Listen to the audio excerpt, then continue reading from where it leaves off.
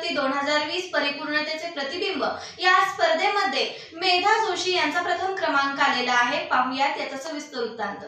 महाबळेश्वरमध्ये महाराष्ट्राची सौभाग्यवती 2020 परिपूर्णतेचे प्रतिबिंब ही स्पर्धा कुसुम वत्सल्य फाउंडेशन व सहारा फाउंडेशन हाऊस यांच्या सहकार्याने महाराष्ट्राची सौभाग्यवती 2020 या परिपूर्ण प्रतिबिंब असलेल्या एकापेक्षा एक सरस ठरलेल्या व अखेरच्या श्वासापर्यंत उत्कंठा वाढवणार या महाअंतिम स्पर्धेत मेधा जोशी, गौरी पांडे, अनामिका ओहाळ यांनी अनुक्रमे प्रथम, द्वितीय व तृतीय क्रमांक पटकावला।